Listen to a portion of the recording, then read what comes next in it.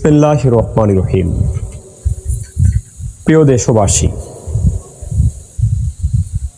আজ আমি আপনাদের সম্মুখে একটি সংক্ষিপ্ত বক্তব্য নিয়ে আসছি, যার শিরোনাম রেখেছি নতুন বাংলাদেশ বিনির্মাণে আমাদের দায়িত্ব এবং কর্তব্য।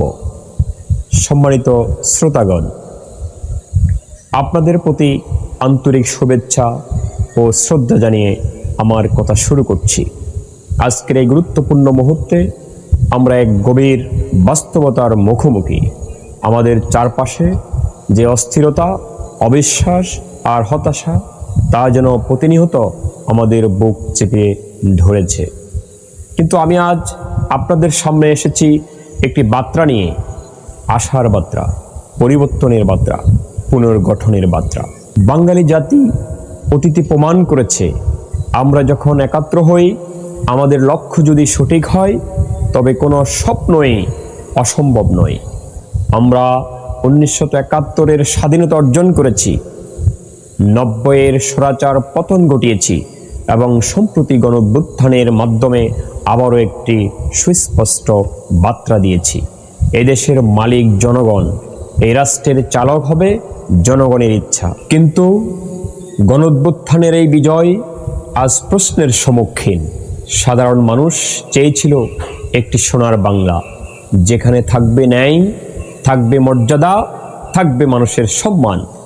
লাখো তরুণ জীবনের ঝুঁকি নিয়েছে এই স্বপ্নে। কিন্তু দুর্ভাগ্যজনকভাবে আবারও আমরা দেখতে পাচ্ছি বড় রাজনৈতিক দলের একটি অংশ সেই পুরনো চক্রে ফিরে যাচ্ছে। আত্মীয়করণ, স্বজনপ্রীতি, দলীয়করণ এবং ক্ষমতার অপব্যবহারের মাধ্যমে সেই জাতীয় স্বপ্নকে ধ্বংস করছে। মানুষ আবার বিভ্রান্ত, হতাশ এবং নিপীড়িত। তবু আমি বলছি, সব কিছু শেষ হয়ে যায়নি, এখনও সময় আছে, এখনও পরিবর্তন সম্ভব। কিন্তু এই পরিবর্তন আসবে না যদি আমরা হাত গুটিয়ে বসে থাকি অথবা মনে করি কেউ এসে আমাদের মুক্তি দিয়ে যাবে। আমাদের বুঝতে হবে, প্রকৃত গণতন্ত্র শুধু নির্বাচনের মাধ্যমে নয়, এটি তৈরি হয় জবাবদিহিতা, স্বচ্ছতা এবং জনগণের সক্রিয় অংশগ্রহণের মাধ্যমে। রাজনৈতিক দলগুলোকে বুঝতে হবে, তারা জনগণের সেবক, মালিক নয়। যারা দেশকে এগিয়ে নিতে চায়, তাদের প্রথম শপথ হওয়া উচিত জনস্বার্থকে সর্বোচ্চ স্থান দেওয়া, আত্মীয় নয়, জনগণকে অগ্রাধিকার দেওয়া। আমরা এখন এক সন্ধিক্ষণে দাঁড়িয়ে আছি, যেখানে সামনে যেতে হলে চাই সাহস, চাই একতা আর চাই বিশ্বাসযোগ্য নেতৃত্ব। এই নেতৃত্ব আসবে আপনাদের মাঝ থেকেই, যারা রাজনীতি মানে বুঝে সেবা, ত্যাগ এবং দায়িত্ব। প্রিয় দেশবাসী, আজ আমাদের প্রয়োজন একটি নতুন জাতীয় চুক্তি, যেখানে সবাই একাত্র হবে।